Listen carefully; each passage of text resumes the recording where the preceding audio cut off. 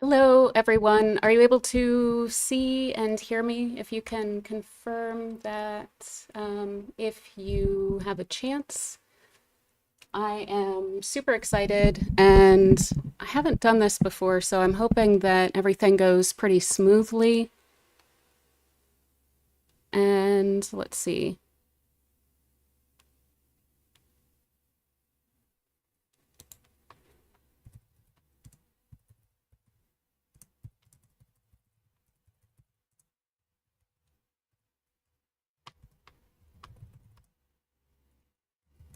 Okay. So I'm pretty sure that there's just a delay to this, unfortunately. So I'm going to have to take that screen off for me so that I'm not super confused by all of that. Hello, everyone. Hello, Adele. I'm so glad that you could make it. Lisa, hello from Kansas. You are just north of me. So let me scoot this right over here. Sorry, I knew that this was going to be like a little bit weird. Okay. All right, so I'm all set up. Good afternoon, good evening, good night, wherever you are. If it is tomorrow for you, then good morrow. I hope that everyone is doing awesome. Let me know how you guys are doing and where you're from. And today I wanted to kind of go through our weekly forecast in a bit more of a kind of laid back, relaxed way than I usually do it, and just have some fun and talk about, what's going on. It might be a little bit. We'll try and have fun with it. There's been some weird news recently, and so we will definitely cover that and point to that where it's come through. But let us see.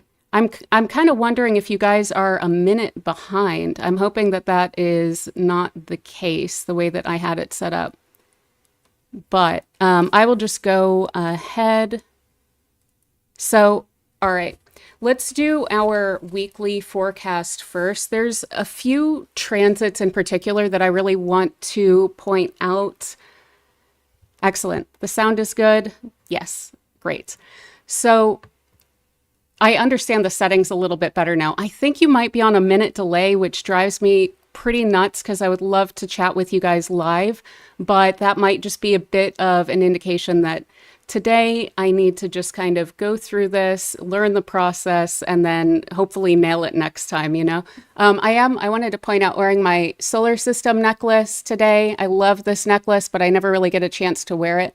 So it has all of the planets. It even has the asteroid belt and the sun here. It goes out to Pluto. I love this thing. So, hello from Austin, Texas. I lived in Austin, Texas for like 10 years.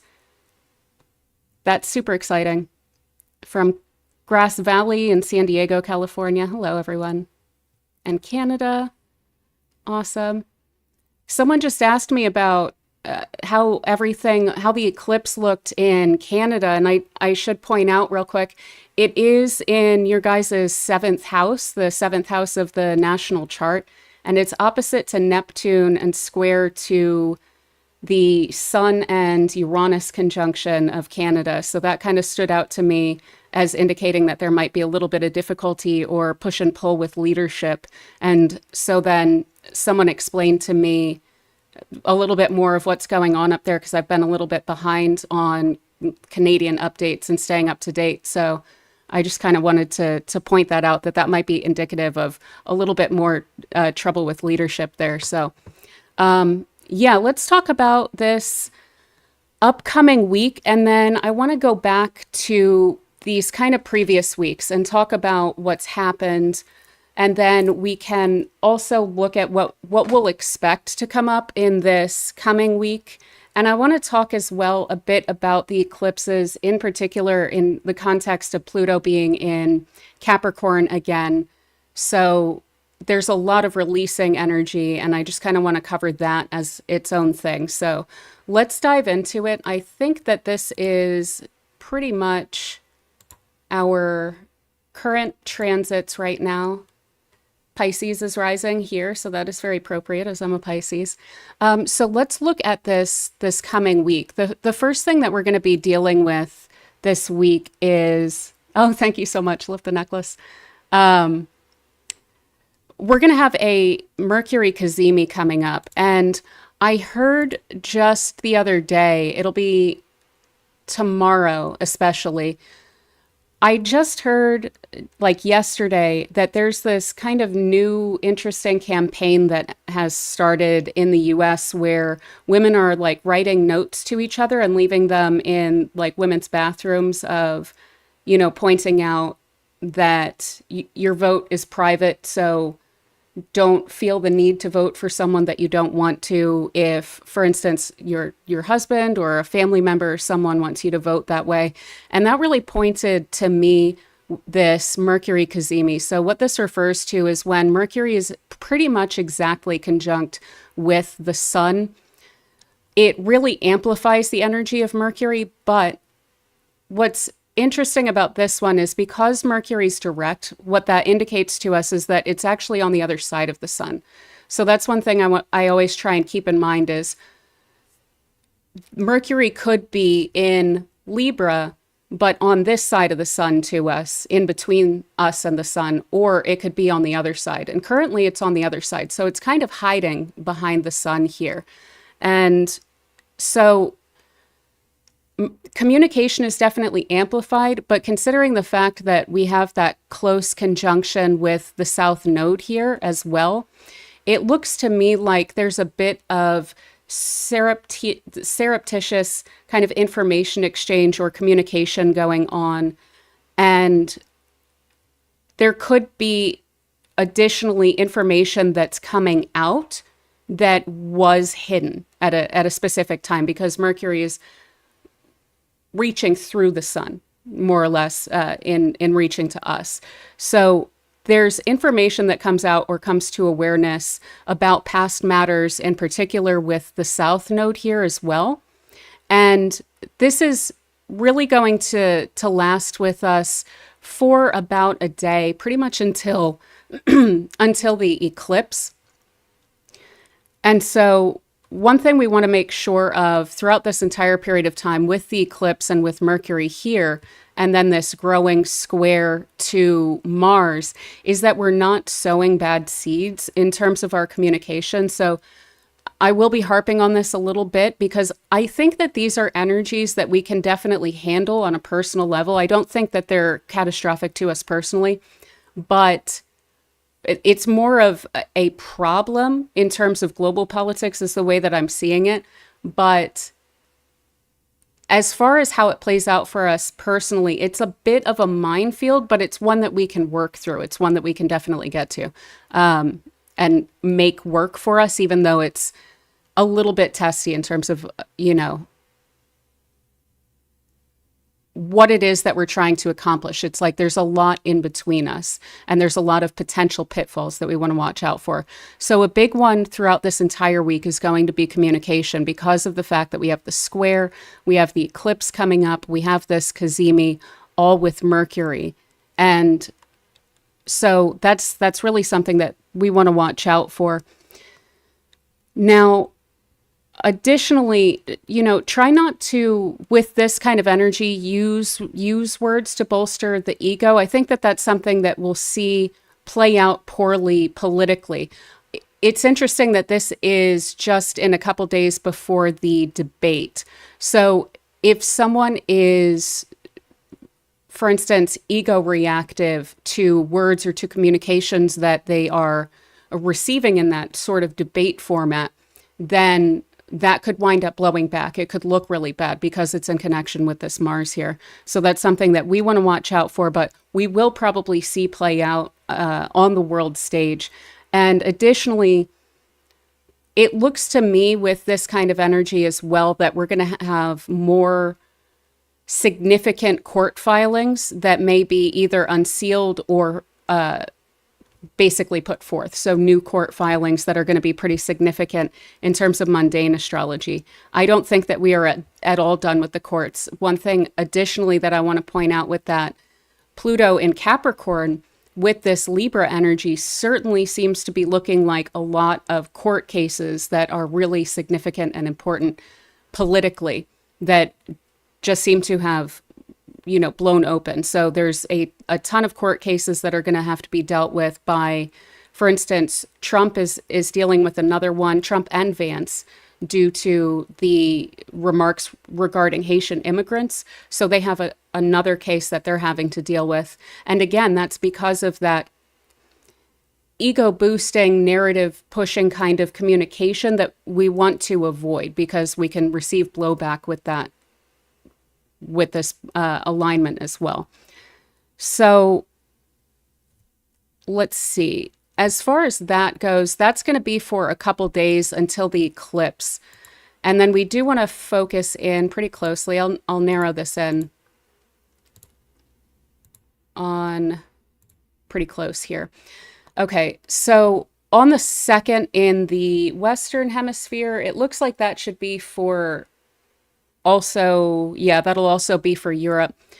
On the 2nd, we have the eclipse. And obviously, this is the big show this week and kind of what everything is revolving around. So we will see emotions. Jack Smith redacted 180 pages. Was that a released thing that came forward that had 180 pages redacted, or was it pulled back or something?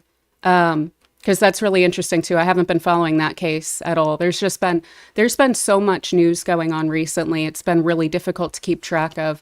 I've been today in particular just following Lebanon and then the southeast with the hurricane that they were dealing with, and then there was also an election in Austria. I guess that would be today here, but it was some hours ago, and so it looks like they have a winner there that also is pretty indicative of one thing I was worried about with the eclipse over Europe was that we had Pluto was on the midheaven, and then we also had, it was either on the ascendant or the descendant was Uranus. And so I was worried that there would be some sort of resurgence of a right-wing movement or kind of like a radical movement. But I had no idea that there was an election going on in Austria. I'm a little bit ashamed to say. And so, yeah, it looks like that has gone to a party that is pretty far right, that seems like it was even founded by an old SS guy. So that's not super great news for Europe. But yeah, so I haven't been following that case as it will be released. Okay. Interesting. Yeah. I really expect a lot of court case stuff coming up with this. Pluto in Capricorn is really cleaning up a lot of messes that we've seen recently. And then it's also, with all of this Libra energy, I think bringing up a lot of those court cases and so forth. So speaking of this eclipse, I did just do a whole video on it, so I don't want to dig too deep into it and be too redundant in the information, but just kind of keeping it in mind that there's, that it is kind of the start of something new, but it's almost like a releasing of the old, and then the new just kind of comes in. One thing that I think will come up with this very significantly, again, with Pluto and Capricorn and this eclipse on the South Node, is old baggage and old stuff that we've been carrying with us that's been quite heavy in recent years, especially say the past 3 or 4 years or so, even up to possibly the whole time that Pluto's been in Capricorn since 2008. A lot of the messages that we've picked up on ourselves, about ourselves and our limitations, and the way that power works in our lives, these things, they have a tendency to accumulate. And one thing I noticed is that I did feel a lot more free and kind of liberated personally when Pluto was moving into Aquarius. And so this move backwards into Capricorn again, it's kind of bringing those matters up again so that we can release them. So for people who have been through in the past, say, 15 plus years, rough relationships or rough situations that put us in a mind space about ourselves, where we didn't feel very empowered, to use that term. That I think is going to come up in ways that we might not expect. So, for instance, in dreams or just memories about different aspects of life. Oh, thank you so much for the super chat. I really appreciate it. Is it strange that Kamala Harris has a Pisces midheaven and is in politics? I'm going to come back to that real quick so I can hopefully finish this, like, kind of hastily put together thought that I was trying to think through. So all of that relationship baggage, all of the difficulties that we've been dealing with in recent years, I think that that's really coming up to be dealt with now because we're closing out this last phase of Pluto and Capricorn, but we're also closing out this last phase of these Libra new moon eclipses. And so it's really just as far as symbolically, that's really powerful. This is the last moon in Libra that I'm aware of. We might have one more, but it's one of the last moons in Libra that will be squaring that Pluto in Capricorn. So it's just a huge phase that we're releasing. And that's one thing, if you're wondering, how can I kind of focus my intentions when it comes to this? I do think that that's a good way to focus your intentions, but I don't even think that it is necessarily going to be a choice. I think that that's just going to come up for us, that the past will come back in a way that might be a little bit triggering, but it's something that's coming up so that we can recognize logically with all of this Libra energy and with being kind of kind and compassionate and considerate and logical with ourselves, because we're often very illogical when it comes to ourselves. We're very hard on ourselves. We remind ourselves of negative things that people have said while forgetting all of the positive things that people have said, and so on and so forth. So that's something that I think is really going to come up for us, is to be compassionate and even-handed even with ourselves during this period of time. So let me change this real quick. Okay. So that's as far as the eclipse goes. And again, we do want to focus on relationships, important decisions, and things like this. And it's a little bit more concentrated. So I think that this eclipse is going to hit a little bit more sharply than the last one that was a little bit more diffuse, the one in Pisces that had a lot of aspects. This one is only conjunct to Mercury, but really that Mercury is under the beams, as is technically the moon. The moon is Cazimi at the moment of the eclipse, but it's under the beams throughout that connection. It's invisible. So is Mercury. It's invisible. So these are things that we're dealing with internally that we might not feel that we can communicate with others. And I'm not sure that that's necessarily needed here. I think that it's just coming up for us in order to deal with it personally. So as far as Kamala's Pisces midheaven, and I am sorry if I ever say her name wrong in a stream. I'm still working on really ingraining the proper way to pronounce her name. So is it strange that she has a Pisces midheaven? I don't think that it's strange. I think that really most charts can do pretty decently in politics because there's so many different reasons to get into politics. Probably one of the best things to go into politics with is a pretty strong 11th house, because then you have a lot of allies who can help you hit all of those stepping stones along the way and can help lift you up. And she does have a strong 11th house. So that's one thing that's always stood out to me. But for her, the way that she describes it, at least, if we're to take her at her word, and I think that I do, is that she got into it out of compassion. She went into, being a lawyer in order to be a prosecutor, to, hold to account people who had harmed others. So it does make sense to me in terms of that. I don't have a Pisces midheaven. My midheaven is in Aquarius, but all of my Pisces stuff is in my 10th house. And so I really actually attributed that pretty strongly to going into journalism, because the way that I used it was I would guard dog or what's it called? Like basically a pit bull for people who had been abused. And that was the way that I looked at it. So for her style of politics, it makes a lot of sense to me that she has that midheaven. Hello, Warrior and Donna. All right, so let us continue. Another thing I want to address here, because I was considering doing a video of taking this grand trine through the houses, and I realized when I was doing that, well, these are all in the same element. And I feel that they're actually really behaving as one unit. This grand trine here between Venus and Scorpio, ruled by Mars and Cancer, and both of them are trine to Saturn and Pisces.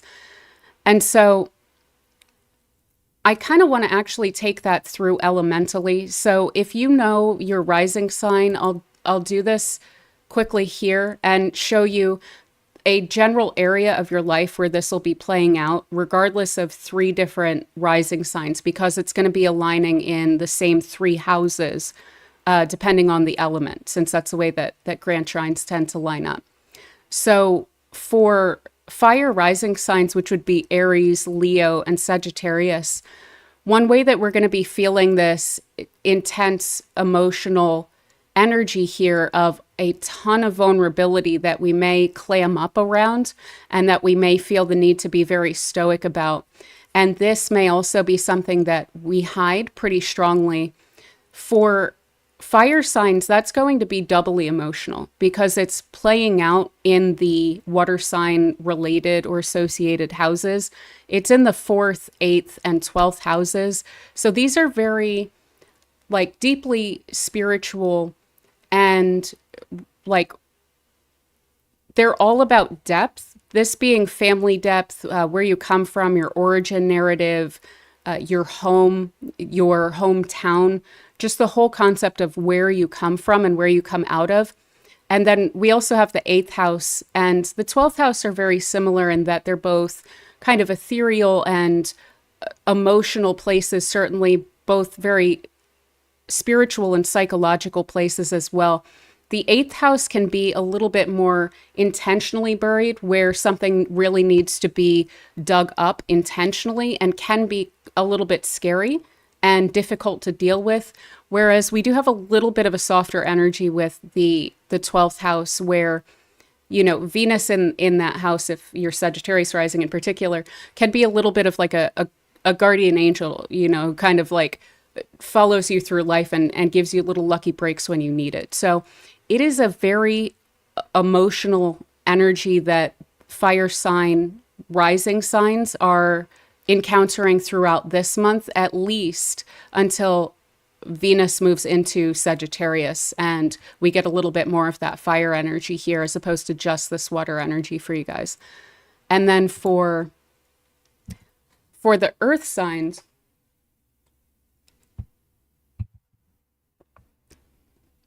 pardon, this is playing out in the air sign related houses. So there's a major focus on the emotionality or possible even potential reactiveness to social relationships and communication. So we may have emotionally laden relationships in particular, even when it comes to colleagues or family members or community members, neighbors. We can be receiving a lot of strongly emotional messaging. So your neighbor could open up to you about something that they're dealing with, and try not to be too caught off guard with that. I think that it's a really good thing for all of us, to the extent that we're capable of doing this, to be pretty sensitive and open to people when they are being emotionally open during this period of time, because there's so much vulnerability here. And you can also find a lot of emotional support in your milieu, in the social groups that are around you during this period of time. But do understand that there's probably going to be a lot of emotional content during this period of time within your communications and within the people that you're dealing with. So for air sign rising people, this will be I hope that I mentioned that Earth sign is Taurus, Capricorn, and Virgo. For the air sign rising people, Gemini, Libra, Aquarius, this is playing out in kind of generally career-oriented, material-oriented signs here, or houses of the 2nd, the 6th, and the 10th. So related to income and finance, values, what you value, your material comforts, and also how you engage with that. So what it is that you utilize as self-care that's tends to be pretty material, but it may also have some emotional content there as well. The 6th house has a lot to do with routine, but also your craft and your skill, the work that you do, your job, employees, coworkers, things like this, the environment in which you work, also your errands and things like this. And then the 10th house has a lot to do with legacy and the direction that you're trying to drive your life in, and usually has to do a lot with career and public status and prestige and so forth. So that is taking on an emotional content here. So I would expect for the heavier topics or more emotional topics that you're dealing with to be around questions of money. There could be questions of, for instance, even inheritance with that, with this kind of emotional relationship with money as well. You may seek a lot of comfort in money, so I would worry a little bit about overspending. I have an air sign, rising sign, so I would try not to spend for comfort. So retail therapy would be something that you would want to try to avoid with this. But there's going to be a strong emotional kind of events, and possibly even an emotional but somewhat stoic reaction to the work that you're doing. So that would be the way that this would be coming through for air signs, is a heavy focus and emphasis on the money that you're bringing in, how you're bringing it in, how you're spending it, and, you know, who you're also interacting with within those environments as well, and how you're feeling about them and your relationship with them. So for water sign rising people, Cancer, Scorpio, and Pisces, this is playing out in your fire-oriented kind of houses here. So it's the 1st house and the 9th house and the 5th house. So this is much more about personal expression, generally speaking. So we could be working a lot on personal development and focused on bettering yourself, whether it be through education, skill building, confidence building, any sort of hobbies or activities that you really enjoy and that really fire you up.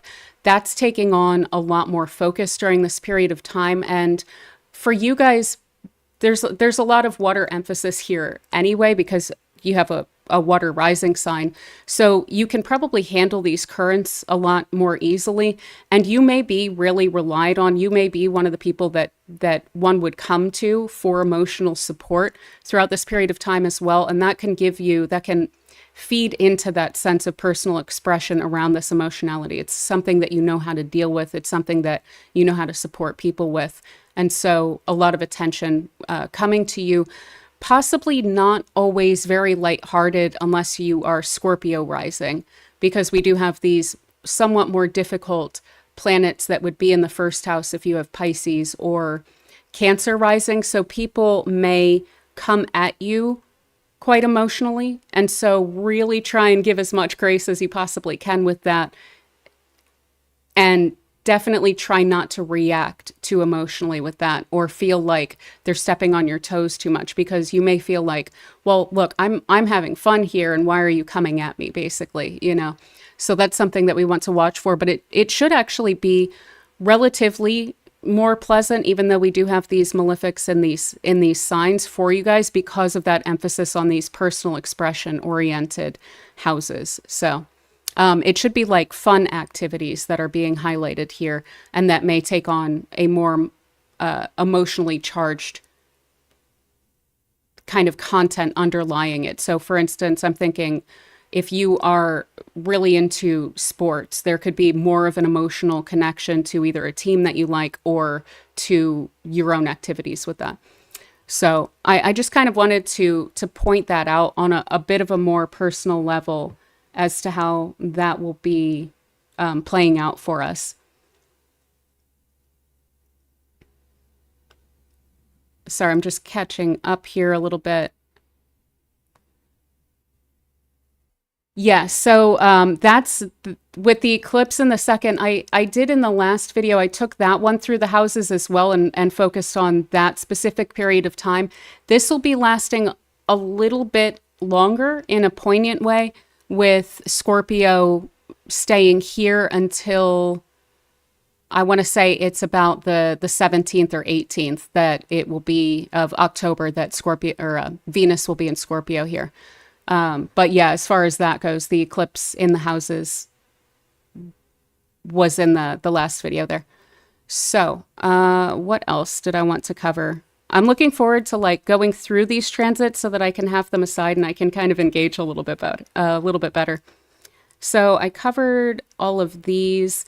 Now, as far as this goes, kind of generally speaking, one thing I pointed out with this was one in the Mars and Cancer video was that we do have the malefics both in water signs, so we can expect problems with water. And just to kind of look at that a little bit as far as, you know, how that played out, I was kind of keeping track of that. And, you know, I actually wrote down here, problems with water are less than it could have been. And then no. So yeah, there's been a huge amount of problems with water and also smoke, which I would also attribute to the fact that Saturn is here in Pisces with Neptune, which can also lend itself to a lot of smoke as well. So for instance, there was a toxic smoke cloud in the Amazon that was over an area that was larger than the US, over the Amazon, that I read about, and that there was black rain there, which was just ridiculously fitting to the fact that these malefics and Neptune are in these signs here. And that's like pretty unsettling. We also have a huge smoke cloud just arise over someplace in Georgia where they had a chemical plant fire as well, which can point to this kind of toxicity as well. But additionally, of course, we just were dealing with Helene. And one of the things with this that I was worried about in particular, especially with the square between Mars and Mercury, was that there would be a difficulty and a frustration with relief efforts with whatever water issues were going to be coming up. And that's been something that's been very difficult as well with Helene. There's been a bunch of collapsed infrastructure, and they also had to close I-40. So it's been very, very difficult to get aid to those areas during this time. And simultaneously, there was a ridiculous amount of rain that happened in, yeah, it was right about the storms, absolutely. Also in Kathmandu, Nepal, there was a huge amount of rain and the roads were blocked, and so they were having difficulty getting the aid in there as well. And there were 148, last that I read, killed there, and they were kind of expecting that to rise, similar with the issue with Helene. But we will come back to more of that. I just kind of wanted to point that out with this of there is difficulty here, even though it is a grand trine, which can ease things a bit. And so one thing with this grand trine that I want to keep in mind on a personal level is this may not be super fun, but it does work. It's something that functions. And it's also relatively productive with Mars, Venus, and Saturn here. So I would say, you know, try not to take things personally. Do try and push through, because there's energy for you to be able to do that. And there's an interesting kind of stoicism to this as well, where even if things aren't great, it's going to be a little bit easier, I think, now than it has been in recent weeks, where we had a little bit more chaotic energy to kind of buckle down and push your way through things. So that is a little bit of the lighter side of this is that it is workable because it's a grand trine. It's just that in terms of mundane astrology, it'll be a little bit more difficult. And yeah, with this, we do want to avoid maybe any sort of dependence on substances. So even that, like I was mentioning, retail therapy, anything like that to try and self-soothe, we do want to keep an eye on things and make sure that they're generally pretty healthy. Oh, Quito, Ecuador also had crazy wildfires, lots of smoke for the first few days this week. Yeah. It seemed to hit kind of all at once. The weather seemed to be relatively calm, and that's why I was writing, I think that was about a week or a week and a half ago that I was like, oh, it's not as bad as it could have been. And then I literally wrote to myself like, no, it's pretty bad. It's rough. So yeah, hopefully not too much more of that, but I sadly think that that's what's going to happen, is that we're going to have significantly more of that. Now, lastly, I do want to go over this square a little bit more between the sun, the moon, and Mercury, and this Mars. It'll be the moon in square to this first, the day of or day after the eclipse. Let's take this forward a day. Yeah, it'll be the day of. It'll be actually a few hours after that eclipse. So we do want to watch our energies there, because moon square Mars in Cancer, when the moon is in Libra, in a place that's not super well disposed to Mars, and then Mars is in a sign that's ruled by the moon. It's dependent on that moon, and the moon isn't necessarily fully in the mood to deal with its visitor here, and it's in the square aspect to it. So that, I think, is when we would see most emotional volatility, aside from the full moon that we'll see around the 17th, which is going to be another point at which we should be quite careful when the moon is in Aries and then it goes full, which I'll of course do a video about that as well. But these are pretty sensitive points, and things could also get pretty argumentative in the days that follow. So with this next square to Mercury here, and again, none of these planets are very favorably disposed to Mars, because Mars doesn't do well here. And so it's a little bit more tense even than it necessarily could be, with the moon moving into Scorpio over these days after the eclipse, and then these squares getting sharper and sharper.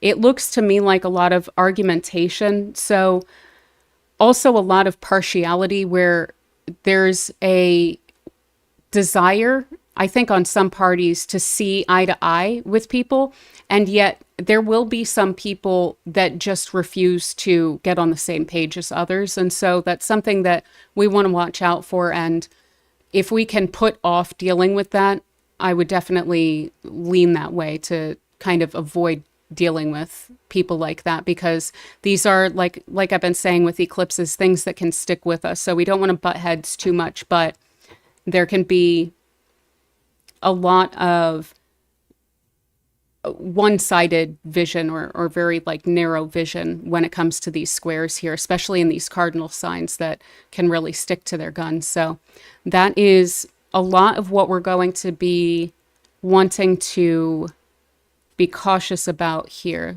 and just make sure that there's not too much else that I wanted to point out for this week. It'll get a lot better when the moon moves into Sagittarius. The energy is really rising a lot. It's going to make a huge difference, rather than it being in Libra, bound up with that eclipse, square to this Mars, or in Scorpio in mutual reception with Mars, where Mars will be ruling the moon and the moon will be ruling Mars. And so they'll be in a lot of conversation and not necessarily seeing eye to eye completely, though there can be a bit of catharsis when the moon moves into Scorpio, where there is an uncomfortable working out of a situation. And so once that moon moves into Sagittarius and it forms an opposition to Jupiter. It starts to really lift the spirit. So I think by the weekend, later in the weekend, Sunday into Monday, things should start to get a lot lighter, and we should have a little bit of a respite until this moon moves back around to Aries, when things will start to get really tense again, like sharply. So that's a lot of what I wanted to cover for the weekly stuff. That actually took significantly longer than I expected. Sorry about that. But yeah, let me see here. So let's see. Sorry, I promise I will get better at this. This is my first time streaming, as I said, so I'm still very confused about how all of the technology is working. I'm using a third-party app as well so that I can have the chart showing, and it's just kind of a bit of a mess. But yeah, I hope that everyone's like, how are you guys experiencing all of these transits that we've been dealing with personally? One that really messed me up last week was the Mercury opposition to Neptune. There was a whole chunk, I would say from mid-week until approximately yesterday, I just really couldn't think straight. And there was a point as well at which I just, I was literally just trying to draw an Aries glyph. And for some reason, I couldn't think of it for like 10 seconds. It was like my brain was just not there. And additionally, I had a problem with my computer software. I tried to reinstall it a bunch, and then mysteriously over the weekend, once that transit pushed through, then I also just stopped having any issues with it. It just started launching like normal like this. So, and I was kind of expecting that too. I was like, I swear, if this transit passes and mysteriously this just winds up working again, that's going to be just beyond the pale. But that really drove me crazy. So yeah, if you guys have been kind of experiencing these transits in strange ways, or you have any positions that are being affected by these transits that you want me to speak to, then definitely let me know about any of that, and I can consider that as well. If you have like a specific planet that's getting triggered by some of these positions, then feel free to let me know as well, and I can speak to that. So yeah, it looks like everyone experienced the same. I think we are on a minute delay, which is just, that is something that that's a mistake I won't make again. That drives me crazy because I want to be on the same time with you guys. Now, let's see. This is not exactly, this is what I'm looking for. Okay, so I wanted to kind of just, for fun, even though it's been mostly bad news, I was wanting to look at some of these past transits that we've had and look at how they've played out here. But, you know, a lot of it's not the nicest news, so we'll try to be a little bit lighthearted about it, but it might take a bit of a serious tone. So one thing was with the previous eclipse that we had on the 17th of September. Yeah, you guys have been dealing with the same Mercury Neptune stuff.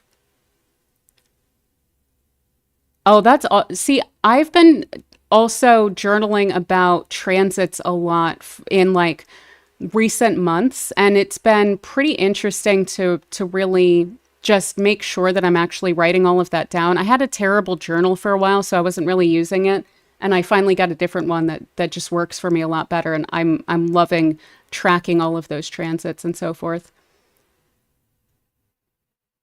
So yeah, oh wow, Uranus opposition and Saturn opposition. Wow. That's really, really intense. I'm really curious as to how you're experiencing that. That seems like it would be pretty like destabilizing on a personal level, like very deeply. So the nodes are exactly squaring your Sun, Mars, Cazimi at 6 degrees of Capricorn. Oh, wow. Yeah, okay, Sarah. So, yeah, Sarah's saying that there's been a lot of emotion from that. And yeah, that will pass. that will pass. And that's really pretty much all that can be said about that, because that's rough, you know. That's really intense. That also happens to me quite a bit. I recently, with my Jupiter or my Gemini rising, I recently was having Mars in my first house, and I was also noticing that I was quicker to frustration or anger, but then also that people were communicating with me, with that being my first house, in a rougher way than usual. And those things can be pretty rough, where it just feels like, God, can this transit just be over? And those nodes do move pretty slowly, but they will fortunately completely change signs by January. So that should let up quite a bit. And that Pisces eclipse has turned your world upside down in good ways. That is really, really wonderful. Operating differently. That's really excellent as well, about Pluto and Capricorn in the second house, forcing you to step into your self-worth. That's a really wonderful way to experience that.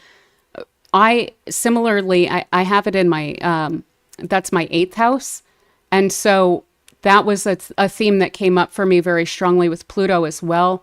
And it came through pretty strongly in rough ways. And I would expect that you would have had similar major lessons around that, of self-worth, in recent years. And I was a little worried about it going back into Capricorn, but I think it's pretty welcome. Like, for instance, I've been having dreams about and being reminded of, you know, situations in the past where I kind of didn't realize that people, you know, weren't being as considerate or healthy toward me as they could have been.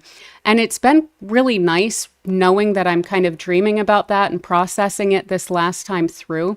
So I would definitely be curious. That is 8th house, so it's a little bit more of dream state. But I would wonder if a lot of that is kind of being pushed for you through those past experiences that you've had for, say, a decade and a half.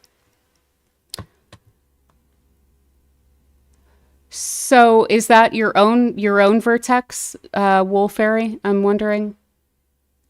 And thoughts on triplicity, specifically Mars's long stay in Cancer.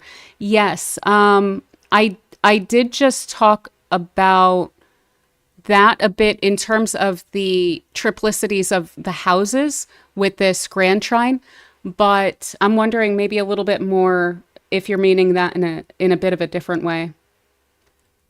So we have transit Pluto, sextile natal Venus, 10th house ruler, natal Saturn trining midheaven, sextile natal Saturn, and sextile ascendant right now. Yeah, dude, that's awesome. I'm reading that and I'm like, oh, these are heavy hitters, but these are all really excellent transits. Yeah, no, that sounds really wonderful. I would expect for those leaps to really pay off in terms of your career path and understanding that. I'm wondering, so sextile natal Venus, which is okay, so that's about like either Virgo or, so transiting Pluto is sextile to it. So I think I might be reading that a little bit strangely, but yeah.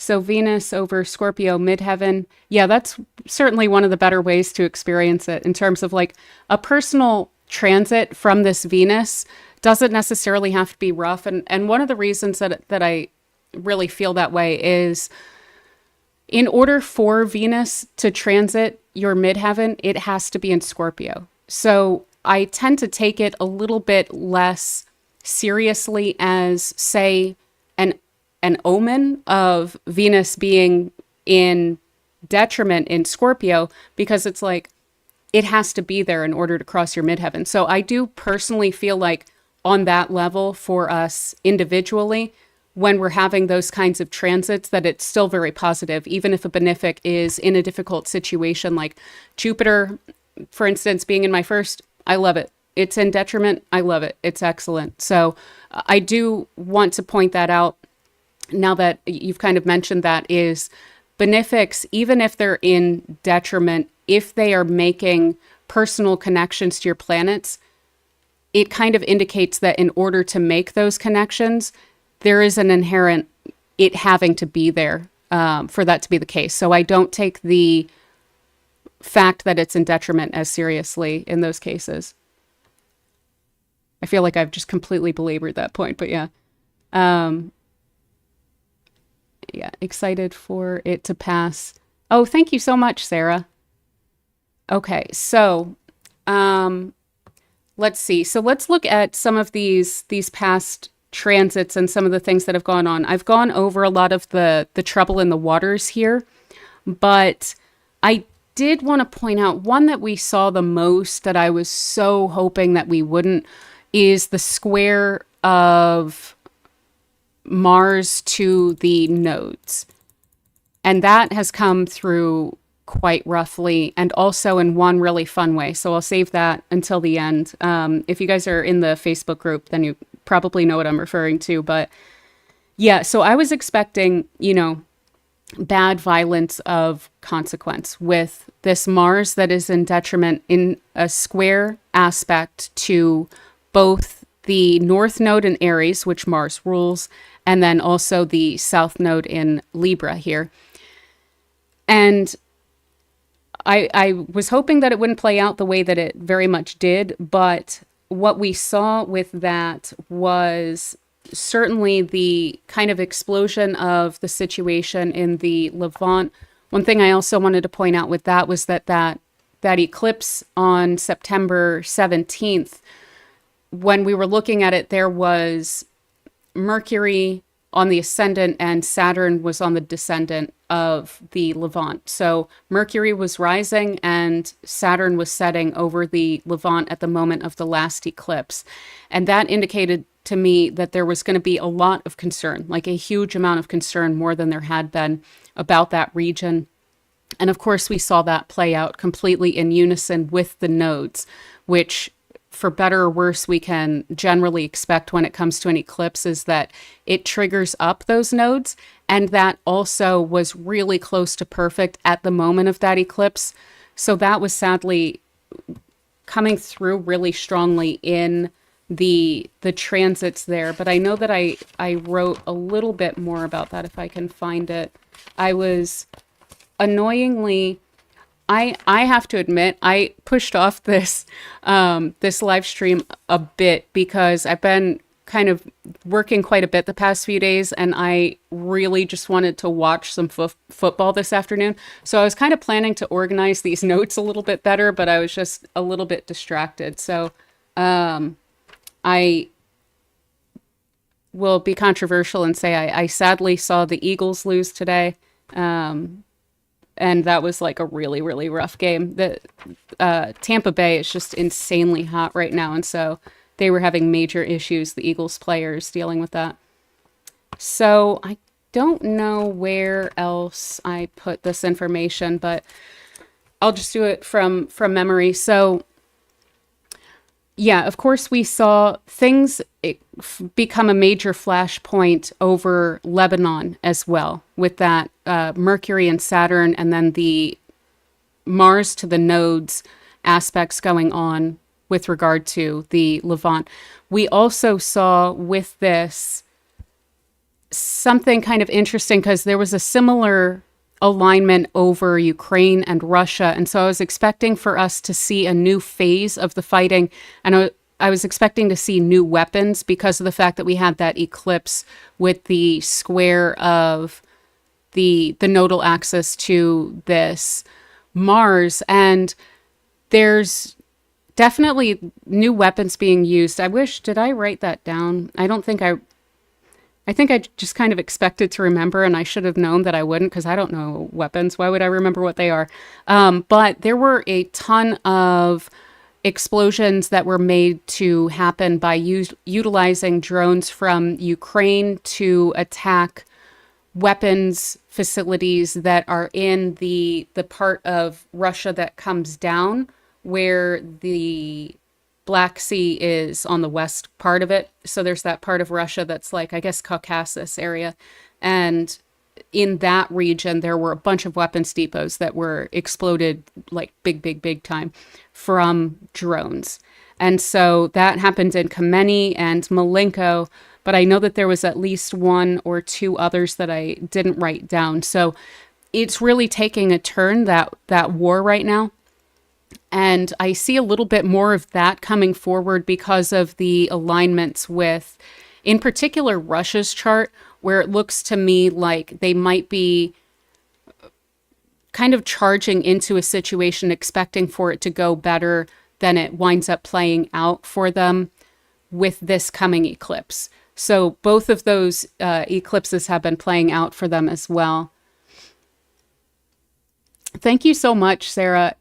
Yeah, it does. It weirdly helps me as well to understand what's going on in the world astrologically. I am always kind of cautious to say, okay, well, if it's in the stars, then it's meant to happen.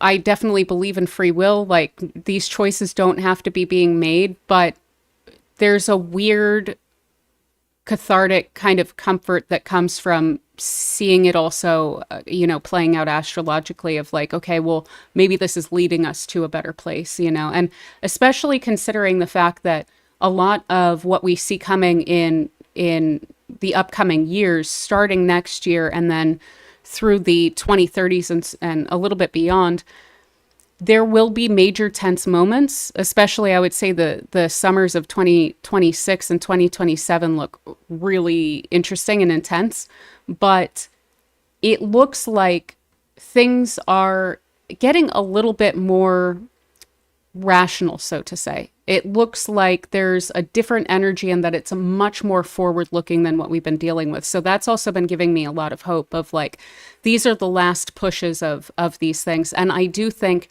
additionally that Pluto and Capricorn with this Libra energy, that what's going on now and what's been going on recently, there's a lot of consequence that's really implied by these alignments, especially that Mars square to these nodes. One thing I was saying with that was like, it's violence that's of consequence. And that's not just there's devastation somewhere. It's that there's going to be blowback to it. So I think that we've been in an era of the powers that be in various different ways, getting away with a lot of stuff that's been very frustrating and heartbreaking to regular people. And I think that we're seeing a lot of that going to be catching up with many, many different people in the coming years as well, which gives me some sense of hope. But additionally, there was an interesting alignment that I saw with the US chart where there were several. Jupiter was on, maybe I can just open up, sorry, you can see my desktop here. Bad reveal. Okay. So I'll open the US chart here and then I will do, let me actually do a dynamic chart and animate the bi-wheel and we can look at the transits as they've been going. So what we've been seeing for the US recently is this alignment here where we had Jupiter on Mars and Mars on Jupiter. And I was thinking, okay, there's going to be a big ask from an ally. Thank you so much, Chihiro. Thank you so much. And Through the Valley Tarot, you've been hiding. Thank you so much for being here. I really appreciate everyone being here. I wasn't sure, is it going to be like 3 people? I don't care. I'm just going to do like the weekly and see how it goes and see if it's fun. And this is definitely a ton of fun. Hello, Talitha. Hello. I'm so glad to see you here. And yeah, I'm sorry for anyone who is in Europe or whatnot.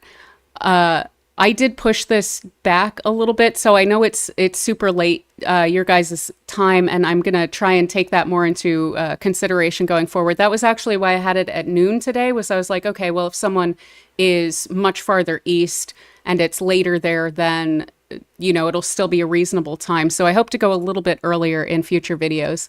But yeah, so we had this alignment here with Jupiter on the Mars, Mars on the Jupiter, big ask from an ally about getting involved in a war. And then what we've also seen recently is with this eclipse, it is going to be playing out on the Saturn in the 11th house of the US, while that Mars has moved from Jupiter to the Sun being the president. And we still have Jupiter on the Mars. So we have, again, this big ask being pretty much directed at the executive here. And the way that I perceived that this would be playing out would be that there would be an issue with Congress. And so like the shutdown, the government shutdown or something. And what we actually see is there is a bit of an issue with Congress where we're seeing a lot of scandals come out of the Congress. But that kind of aside, this is also the house of U.S. allies. And with Saturn here, there can be problematic allies that we have, generally speaking. And that's, of course, been something that we've dealt with for a while. And so there's this big ask coming from a bit of a problem place among our allies. And what I don't love about this is that this is involved with this eclipse. There's a square from all of these in Libra to this whole situation in Cancer. And this eclipse is ruled by Venus that's in the US 12th house. So getting involved here isn't for the best for the US. But the way that this turned out today was that there has been now a direct request from Israel that the U.S. directly now, in turn, because of the attacks on Hezbollah that killed the leader of Hezbollah, and then also Nasrallah, and then also killed an Iranian commander who was also at that headquarters. So that, I believe, is the second Iranian official that has been hit by these attacks in different places by Israel recently. And so because of that, Israel has asked the U.S. to deter Iran. And one thing that's interesting and really kind of indicates the consequence of this and the bit of changes that we're seeing in terms of the relationships that Israel has, and in particular Netanyahu has, the way that he's been impacted by this eclipse in a very strong way, because he was born under a Libra eclipse with the North Node in Aries as well. And it's bringing up this issue of him kind of burning a lot of bridges with his behavior recently, is that we now have U.S. officials, and this is the first time that I can ever remember this, saying, Israel didn't tell us about this. We're really frustrated about that. We wish that they hadn't really done this.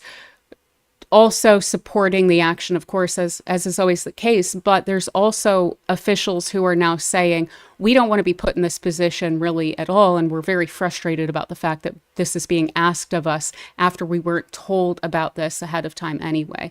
So there is a fissure there in that relationship, but I still feel like this request will probably be made here based on these alignments of Jupiter coming to our Mars, being asked by an ally to offer martial support, and then that Mars coming to the Sun, where I can't imagine that the executive will really fight that at all. So just kind of a really dynamic, weird way that this has played out, especially with the eclipses in the relationship of Israel and the U.S. especially.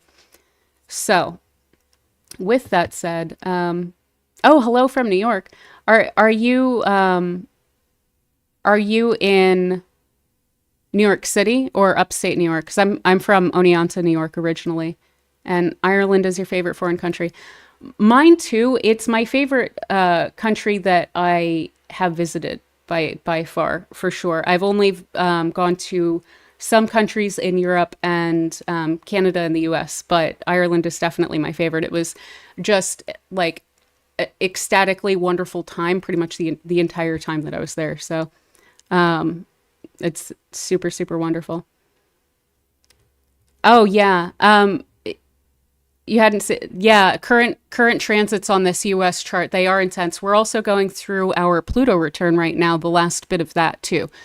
So that's in part why we can see with this eclipse here and this Pluto return, those court cases and stuff are also playing out as congressional scandals, clearing out a lot of the muck from congressional and senators and so on and so forth, leadership, especially within the legislative branch currently as well. And I expect that we'll be seeing a lot more suits as well with regard to all of that. I didn't listen to his speech, and I was working on charts, and suddenly then I got the alert about the attack, and that was when I realized, oh, okay, yeah, that's right, he was speaking. And I didn't realize that there was a mass walkout, but I did pick up on a lot of the vitriol that was said by him there. So, does it say anything about the U.S. making commitments that it would? I don't think that we will, honestly, because there's a major change when it comes to. So the question is, would the U.S. offer full support pretty much regardless, no holds barred? I don't think that that's really the case because of the fact that there's this eclipse here and the way that it's kind of dynamically playing out both in the U.S. chart, the Israeli chart, and then also Netanyahu's chart in particular. So what I'm seeing is that there's a change in the relationship here. It's problematic. I think the U.S. will offer support, but I think that there is also, again, going to be a lot of this frustration and a major change in the relationship going forward.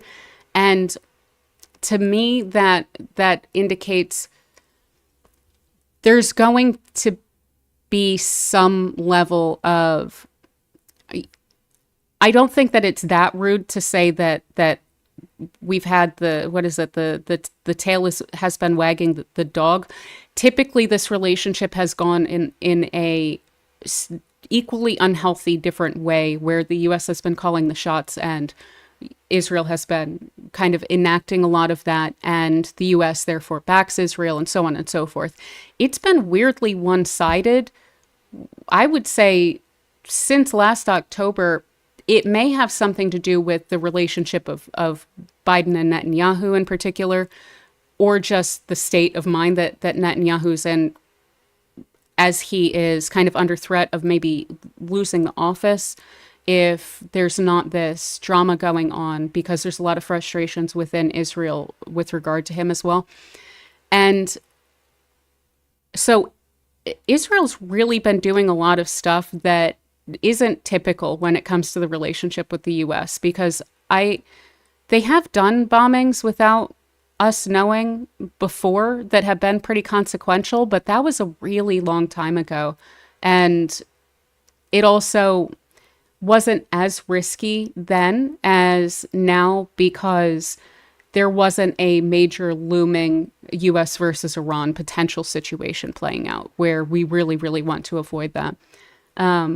Okay, so within New York City, yeah, I'm from upstate, but I am a Yankees fan. I think you might be a Mets fan, but I'll just throw that out there. I do root for the Mets. I'm hoping that the Mets make it into the playoffs. I'll say that. So yeah, Pluto again. Just in general, kind of coming back to the national Pluto as well. I think it's trying times. If Iran gets involved, I think that the U.S. will probably wind up going balls to the wall. But I don't think that will necessarily be due to the request of Israel. I think that the U.S. is just almost always building itself up in a weird way where it thinks that it needs to control every situation, and certainly would like to have Israel, remain the way that it generally is.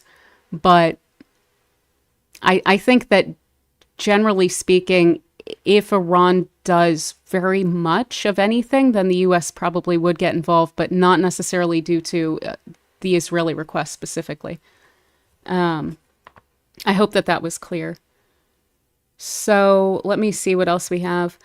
Now, I think that that is most of what I wanted to talk about with the Mars square to the nodes. So I do want to point out something that was fun from Mars square to the nodes that I was hoping for with that was that we would have a sports record broken. And we did see that with Shohei Ohtani had this insane game recently. I want to say it was the day after or maybe 2 days after the exact eclipse where he went 6 for 6 and he hit 3 home runs. He hit 2 doubles.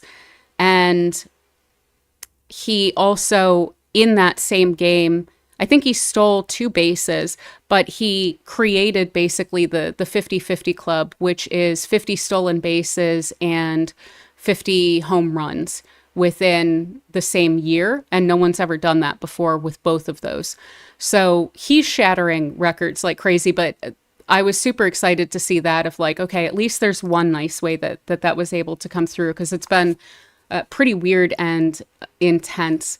And yeah, so this Pluto will be moving on in November, but I think it's going to be doing a lot of damage, possibly in a really, really good way before it goes, because it seems to really be wrapping up a lot of matters, and a lot of that having to do with courts and matters like this with all this Libra energy as well. Now, what else did I want to talk about? I think that was kind of most of what I wanted to cover, except let's look at this chart again real quick and kind of consider, so mostly what we're dealing with is that trine that I've already kind of gone through, where I find it a little bit difficult for people who are in vulnerable situations in terms of mundane astrology, and we've already seen that play out. Like there's a 250,000 people displaced in Lebanon currently, and you know it looks to me like certainly throughout this entire period, this Venus is going to be representing something that it's pretty frustrating to see it playing out as. San Francisco, LA, a lot of people from California here. All right. Awesome. So yeah, that's I think a lot of what I wanted to point out. I'm not sure that there was much else in particular in terms of mundane astrology that I haven't already covered either in this video or others that I would be seeing play out here. One thing we do kind of want to keep in mind throughout this period as well that I've had my eye on, similar to that thing that I was pointing out of like this kind of surreptitious communication of women to women in the women's restrooms in the US about, you know, your vote is private, so don't feel the need to vote for who your husband is voting for, and that kind of information. I think that it's kind of plain to see that gender issues are on the fore, but we're definitely going to be seeing a lot more of that play out. And we do see it in the astrology of this Venus, again, in this kind of vulnerable situation and very aware of that and contending to some extent with this Mars that's ruling it. And the mutual reception also between the moon and Mars during these days just after the eclipse, and all of these planets in Libra that this Venus is ruling, I really see this continuing to play out in terms of really poignant gender politics. And to be perfectly honest, I think that might be pretty healthy, especially considering we're dealing with that last bit, not only of Pluto in Capricorn, but we're getting all of these planets are moving on. And these outer planets, Uranus is moving into Gemini, Neptune is moving into Aries, Pluto is moving into Aquarius in coming years. And I think it's really good that, you know, we kind of bring out a lot of that muck and kind of try and discuss it a little bit better with, okay, it was just the the chat disconnected for a moment. That scared me. Tyler, Texas. Hello. Sherry Berry. I knew a person, Barry, from maybe actually from around, no, he was from Dallas, but I knew him in Austin. So maybe related. Sorry, squirrel. I just got completely distracted here. So yeah, I think a lot of things are going to be changing in the next few years. And I think it's really, really healthy that we're dealing with the heaviest part of it, the last bit of it. We're digging it up. We're getting it dealt with. And I think a lot of that is going to be around gender issues with the way that these planets are playing out during this period of time leading up to the election here. So I do think that there's a huge indication. I don't want to go too deeply into the election today, though I probably will try and tackle that a bit next week, a bit more than I have. But there's a strong indication with Venus moving into Sagittarius in opposition to Jupiter, with the moon there with it on election day. There's just so many indications that women are going to vote a lot. And so that seems to me the way that I'm hoping that it'll go pretty hopeful. But I do think that we might see potentially record numbers of women coming out to vote as well in the coming this coming election. And of course, just generally speaking, not just speaking to the astrology, but it is also indicated in the astrology. So yeah, I think that is most of what I wanted to cover today.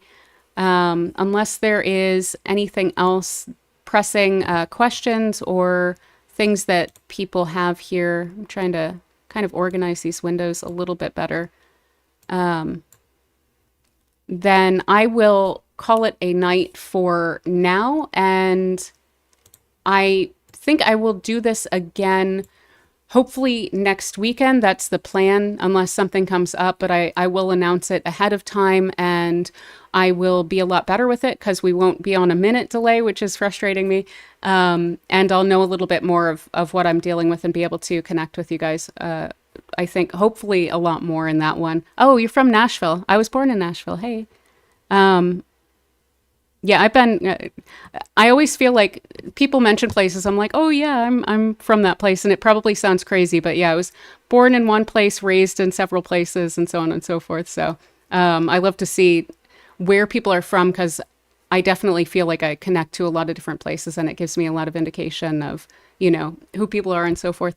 Angel, go Giants. Yes, I love the Giants, but I am not remotely having any hopes for this season. I am probably leaning a bit toward the Bills. Ashamedly, or for better or worse, I will say that all of my family's from Philly, so I am also an Eagles fan. I have two teams in the NFC East, which is difficult, and they also just took Saquon Barkley, so I am feeling a little bit like I'm trying to root for him and finding a little bit more difficulty rooting for him as an Eagle than I did as a Giant. And I'm hoping that continues to wear off, because, I'm just happy for him that he's in a place where he can actually be utilized properly. But yeah, I'm not super excited about the Giant season this year, but we will see. No, I am not related to Donna Cunningham. That I know of. I certainly wish so. But there's also another interesting Cunningham, I think, that did a lot of I think it's Scott Cunningham, did a lot of green magic books that I read when I was really young. And I always thought that was really cool. I think there's also another Cunningham that I knew of that was in the field, and I don't know that I have any relation to them. So, right, yeah. Sorry, I maybe at some point I will actually share my chart, but yeah. So I will wrap it up here, and thank you all really, really so much for being here. It really means the world to me. I love actually being able to connect with you and chat with you. I have gotten some comments of people being like, this feels like a lecture or something, and I want to actually feel like you're interacting with people a little bit more. So I am really